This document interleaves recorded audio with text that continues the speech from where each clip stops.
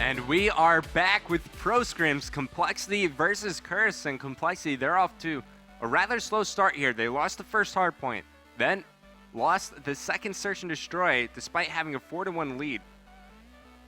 Yeah, I know. A bit upsetting. Yeah, it's a bit upsetting, but you know, you have to get this map. You can't win 2 maps in one. You know, you have to get it a map at a time. Sometimes when you get down 2 maps, you try and do too much to try and bring it all back, but you can't bring it all back in one shot. You have to do it piece by piece. Well, it's going to be one of their better game types, capture flag on the map Raid, but I want to watch Miracles up the start here. He's the new guy on the Curse Gaming, and right now he's got a lot of map control. Whenever you're on this side and you're able to take control of your enemy's kitchen, you got to be doing something right, but he gets shanked in the back there by Clayster. Yeah, he got gutted like a fish right there, you know? And Impact was extremely good at pushing kitchen and getting pressure, so you know, Miracles is definitely probably changing that about how Curse plays.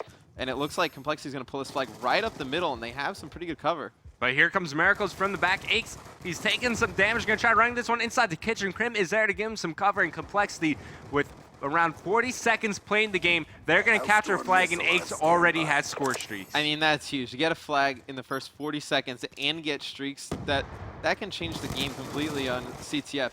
You know, and it's going to be interesting how Curse is going to play. As CTF is a game of teamwork. It's all teamwork and rotations and communications, and it's extremely important to know the players you're playing with. So it'll be interesting to see how far their teamwork's come in a week. Important thing to take note of, these teams are playing without Sentry Guns tonight, so you don't have to worry about that 5th defender in your base. We've seen teams struggle with that all season long. I mean, I ride and die by the Engineer Black Hat class, but these guys, they don't want to use it, so. Well, you know, with the use of so many tacticals by different teams, it's extremely hard to have a class for Black Hat Engineer, because a lot of people, I mean, there are some teams where players like a Crim6 or a Twiz, they'll have a submachine gun classes and AR classes, so it's extremely hard to fit that Black Hat Engineer class in. Yeah, you only got 5 classes, so you gotta put your best cards out there. So kind of tough to allot one whole class just to take out a Sentry Gun. But in the meantime, you got Aches. He's really got the hot hand right now. He's on his 7 kills free up to start. They capture the first flag of the game, and now he's fully streaked out. He's even acquired the War Machine. Yeah, you know, you see they're playing a little bit too defensive for my liking. They're stacking a lot of guys in kitchen, not really putting any pressure on Curse, and it looks like there's a guy from Curse sneaking around the back. Yeah, that's going to be Twiz. Makes the intro kill onto Aches, throws out the smoke grenade, and now he's going to be trying to backtrack here. So trying to put on the juke moves onto Complexity, finds Clayster, but there's one more player over near the balcony. It looks like that was Crim6 as he gets the kill and the return. And take a look at this.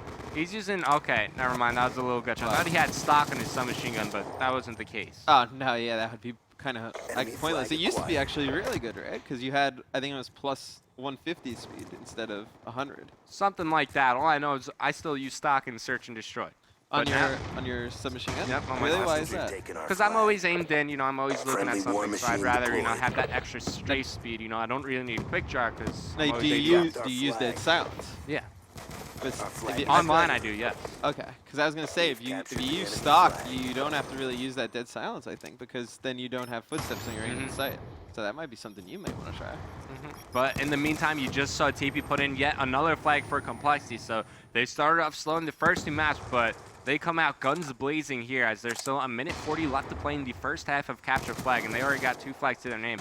As Clayster goes down, take a look at the scoreboard. Aches, he's 9-4 right now. Him and TP both have the flag caps, but it looks like Twiz, he's going to be pulling one for Curse. Clayster is the last one alive. You think Aches is going to use some streaks here off spawn? And they're all set up, Curse on this flag, and it looks like he is. I probably would have saved these streaks because you're up 2 flags to none. You can kind of give one away. You don't really, I mean, every flag cap's important, but I mean, to go into the second half up 2-1 with full streaks, I'd take that probably over 2-0 with only a Hellstorm and a War Machine. Yeah, I mean, especially since his teammates worked quite far. They were all off spawn there, but with using that lightning strike there, they were forced to pick up a set of kills if they wanted to get the return, and well, they did it. They got the return there, so I'd say it's a pretty good trade for Aches. Yeah, it's a pretty good trade. I mean, and it looks like they're getting close to pulling another flag. That's 2 guys down for Curse, and it looks like they're going to just try and pull this right up the middle again. Blindfire, last one alive, is able to make 1 kill there onto TP, who was the initial flag runner. Now it's going to be Crim6 picking this back up, and if you're Curse, you can't allow Crim to acquire streaks, and man, you just did it. You jinx them. Revan's a jinx for everybody with streaks and just flipping cameras, but yeah, that's really fortunate for Curse, and I mean, to give up this flag and have another player from Complexity gets streaks, that's extremely detrimental going into the second half. Now Crim, he's also going to be working towards another Hellstorm missile after this. So going into the half Complexity, they have 2 Hellstorm missiles, a Lightning Strike, and 2 War Machines. Now, what I'm envisioning here is you're going to have Aches and Crimsix just set up in the back garage, just making it rain with their War Machine on their flag. I actually think you're going to see them push Kitchen with these War Machines. They're probably going to be middle. aggressive, but still going to be tough for Curse to try to push it and pull a flag. Yeah, it's extremely tough for Curse because now you're going to have to, because of the War Machines, you're going to have to put on Flak Jacket. So then, if you don't have lightweight, then you're going to have to run probably extreme conditioning, which means or one which means you don't have tac which mass. means you don't have tac mass. So you're going to have to pick a way to die, basically, or just a disadvantage for yourself. So it'll be interesting to see how Curse plays this round from a class setup-wise. And take a look at this. Aches, he knows this. He knows that both of them have War Machines, so he's going to switch over to a double stun class. So very smart pick coming out of Aches here, and his team, they're dominating after the first half. They're up by 3 flags, and he gets picked off there. But even if Curse captured 2 flags off the start here, I still think Complexity are going to be feeling very confident in the later stages of the game. Yeah, and one thing we saw from Curse at the beginning of last game, but we didn't really see as the game went on, is that they started out pushing Kitchen extremely aggressively, and then they gave up a cap and kind of went away from it and started flanking the outsides and overextending it. I think that's why they ended up giving up those 2 extra caps. All right, so Crim, he's able to find one there. As you see, he's got some support from Clayster. I'm going to switch over to now. We haven't seen a lot of Clayster as, you know, Aches, he's really been shining, and so has Crimsix. But after Clay comes back from respawn, I want to take another look at him. Yeah, I mean, Clay is just an explosive player. Once he gets on a roll, he can just keep going. And he always runs that stealth chopper now. And if he can get that, I mean, that's extremely devastating to the other team. Yeah, so if you're out there, you're having troubles with the stealth chopper, the way you take it down is either you use a Hellstorm missile or 2 Black Hats will take it out. But as we were talking about before, it's kind of tough to allot one whole class to these Black Hats. It takes 2 Black Hats to take out the chopper?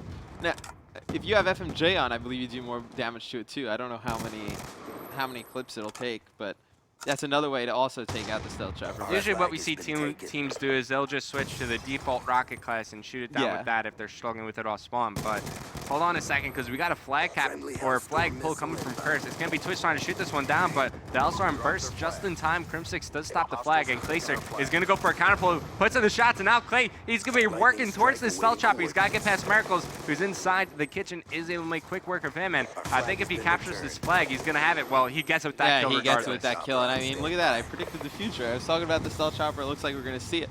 And, I mean, right there, Curse had... they had good positioning, but you know, when they got that flag out, they really had nobody else in position to get cutoffs for the flag, or really in a position to, if he were to die, kind of get the return. So, I mean, to pick it up and keep going with it. So, to pull a flag when your teammates are that far out of position probably isn't the best idea. Yeah, not only that, Complexity were pretty far pushed up onto the Curse flag, so that Hellstorm missile acted like a couple of rotation kills. They were able to pick up 1 kill there, and then also another gun intro kill where all of a sudden there are 2 players down for Curse, and Clayster was able to make a flag pull happen there. You saw Twiz trying to switch to the default rocket class, but the stealth chopper mowed him down before he was able to put it to use. Yeah, you know, I believe they got 4 guys down, and then I think it was Crim who either lightninged or hellspawn directly out spawn. Like you said, it was like 2 full rotations of kills, so you pretty much just walk that flag in, and it looks like we have another flag being pulled right up the middle again. I mean, at this point, I don't think there's any way Curse could come back into this game. There are going to be 2 minutes left. They're down by 5 flags overall. Let's pop up our scoreboard here. 22-12 for Clayster, 22-11 for Crimsix. TP and Aches. Aches was hot off the first half, but at this moment, they don't really have to do much because Clayster and Crim are taking over. Yeah, you really, I mean, Curse is they're getting outslayed this game, but not by much, and it's really just been, I think, it's teamwork. Timely kills. It's it's timely kills, it's teamwork, and it's just a little more of, they know how each other wants to play on CTF. That's a huge thing, because CTF, it looks slow, but it's actually pretty fast-paced, and, you know, if you bring the flag one way or do something that is in your base that it kind of messes the spawns up for everybody else and people aren't aware they need to rotate, then that's when you start giving up these crazy caps. Yeah, you know, I have kind of like 3 rules in capture a flag, and rule number 1 is you always rotate back to your flag. You got to make sure that your base is clear before you start pushing out on the map and going for some flag pulls of your own. So, you know, rotation, that's the name of the game in capture a flag. And in the meantime, you still see Crimsix. He's got his War Machine to use. Aches looks like he's used his already. No more Stealth Chopper for Clayster, so really the only score streak available for Complexity right now is going to be this War Machine.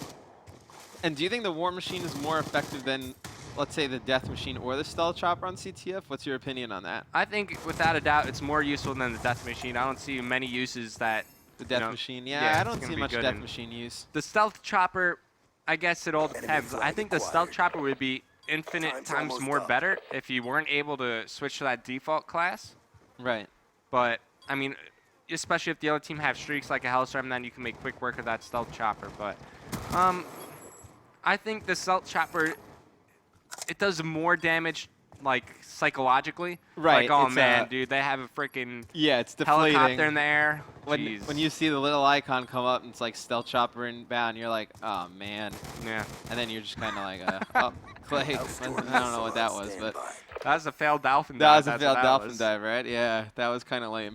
But he's able to put the flag in the end. So Complexity, they win Raid, capture the flag, and that's one hell of a way to bounce back after losing the first 2 maps of the series. Yeah, I mean, if you're going to bounce back from losing 2 maps, especially up 4-1 rounds, that's a good way to bounce back.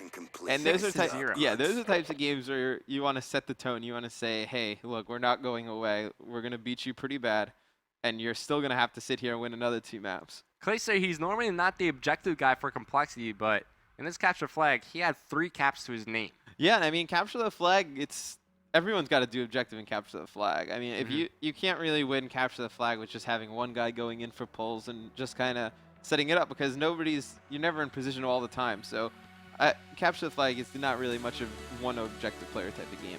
In the end, it's all about your teamwork. Teamwork, it makes dream work, Mr. X. It does. So we're going to head to a quick commercial break, but stay tuned because coming up next, it's going to be Hardpoint on Standoff.